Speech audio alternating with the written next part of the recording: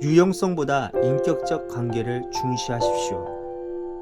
내 나라는 이 세상에 속한 것이 아니니라. 요한복음 18장 36절. 이 개념은 성경과 무관하고 세상 제도로부터 가져온 것으로서 끊임없는 수고와 활동을 요구하지만 하나님과의 개인적인 삶에 대해서는 전혀 고려하지 않는 것입니다. 따라서 사역에 있어서 엉뚱한 것에 비중을 두게 됩니다. 예수님께서는 하나님의 나라는 볼 수 있게 임하는 것이 아니오 너희 안에 있느니라고 하셨습니다. 곧 하나님의 나라는 감추어져 있으며 불가해야 합니다. 보이는 활동으로 바쁜 기독교 사역자는 사람들의 눈에 띄지만 삶의 능력은 그 사람의 생명의 가장 깊은 보이지 않는 곳에 있습니다. 우리는 우리가 살고 있는 이 종교적 시대의 영적 질병을 제거해야 합니다. 주님의 생애 가운데는 지금 이 세대에서 그토록 높이 평가하는 많은 급한 활동들과 사역의 압박이 없었습니다. 제자들이 한 일은 그들의 선생이신 주님과 같아지는 것이었습니다. 예수 그리스도의 나라의 핵심은 주님과의 인격적 관계에 있지 공적으로 사람들에게 얼마나 유용한가에 있지 않습니다.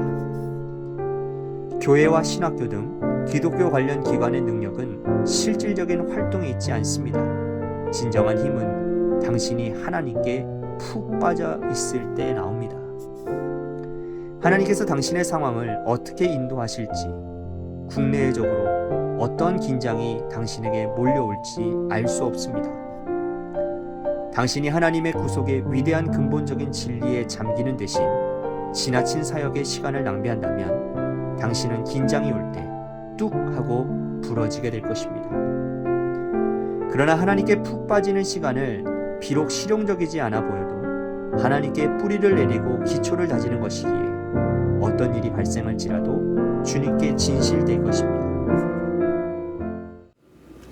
주님은 나의 최고봉 새벽 묵상, 오늘은 11월 24일 유용성보다 인격적 관계를 중시하십시오 라는 제목으로 말씀을 나누도록 하겠습니다. 제머스는요, 오늘 묵상에서 두 가지를 비교하고 있습니다. 실리성과 관계입니다. 실리성이라 함은 인간적으로 생각할 때 유용하고 만족할 만하며 또 눈에 보기에 괜찮은 결과물을 만들어내는 것을 말하죠. 반면에 관계는 말 그대로 주님과의 관계를 말합니다. 주님과 얼마나 인격적인 관계를 유지하는지, 얼마나 깊은 관계를 유지하는지를 중시하는 거죠. 챔버스는 오늘날 주 예수 그리스도의 가장 큰 원수는 사역의 실리성이라고 말을 합니다. 이 개념은 성경과 무관하고 또 세상 제도로부터 가져온 것으로서 끊임없는 수고와 활동을 요구하지만 하나님과의 개인적인 삶에 대해서는 전혀 고려하지 않는 것이라고 말을 해요. 그래서 사역에 있어서 엉뚱한 것에 비중을 두게 된다는 겁니다. 그러니까 분명 주님의 일을 하는 것 같은데 그 출발과 기준이 세상적인 거예요. 그래서 뭔가 열심히 하는 것 같은데 신앙적이지도 않고 영적이지도 않은 거죠. 그저 눈에 보이는 열매에만 집중할 뿐인 겁니다. 한 번은 제가 수련목하던 목사님과 이제 명절 때면 제가 찾아가서 이제 인사도 드리고 하는데 그때 이제 깜짝 놀랄 만한 이야기를 제가 들었습니다. 제가 전도사 때 사역할 때 일이었는데요. 교회 부흥만을 원하던 어떤 한 성도님이 목사님에게 그런 말을 했다라는 거예요. 차마 이 얘기를 우리들에게 하지 않았다고 하는데 뭐냐면, 목사님, 전도사님들 조인트를 까서라도 교회에 부흥되게 해주세요. 그 말을 듣는 순간 목사님이 참 가슴이 답답하더라는 겁니다. 교회가 사람 수를 늘리기 위해서라면 무슨 짓인지 해야 되는가? 그럴 수도 있겠지만 설령 전도사들까지 조인트 까면서 교회 학교 인원수를 늘린다고 한들 그게 무슨 의미가 있겠는가? 물론 그 내면에는 중심을 알아요. 그 중심을 알죠. 영혼을 구원하자 이게 중심이겠지요. 하지만 오늘 묵상 표현대로라면 유용성에 물들어서 관계를 소홀히 하는 경우라는 것입니다. 코로나가 터지고요. 교회들마다 인원이 얼마나 모였는가.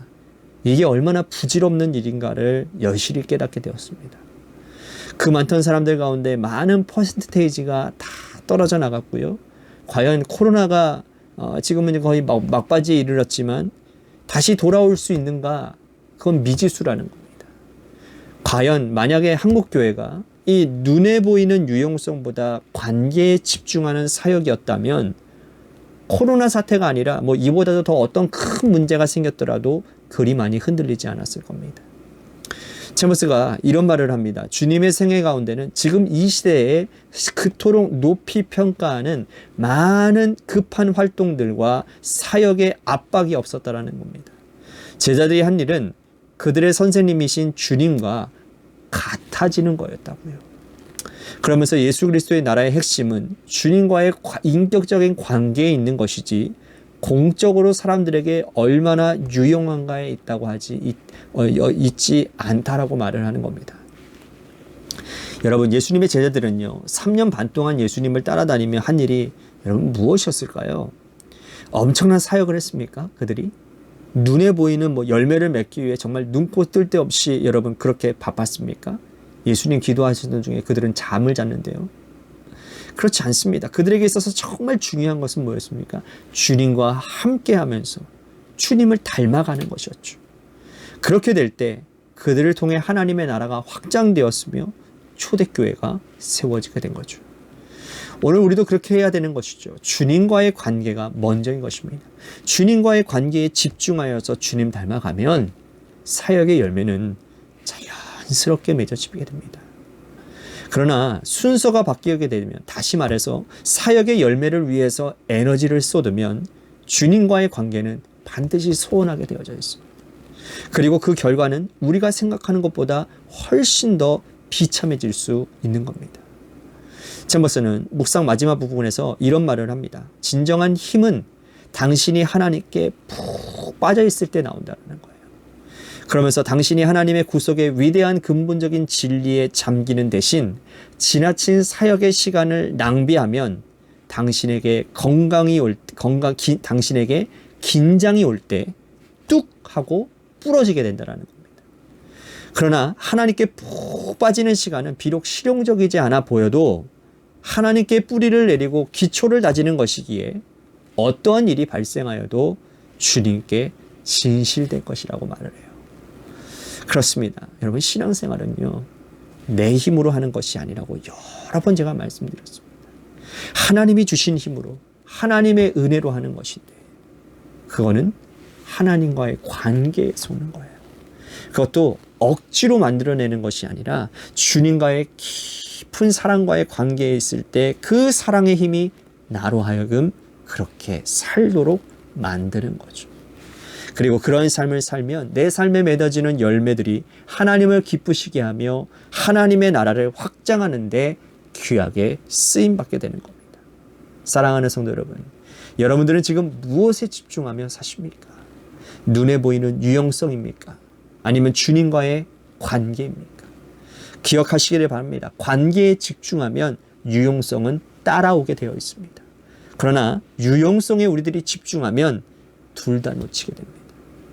바라기는 여러분 모두의 삶이 주님과의 관계에 집중하는 삶이 되어서 주님이 기뻐하시는 아름답고 복된 열매들을 많이 맺으며 사시기를 주님의 이름으로 간절히 축복하겠습니다. 아멘.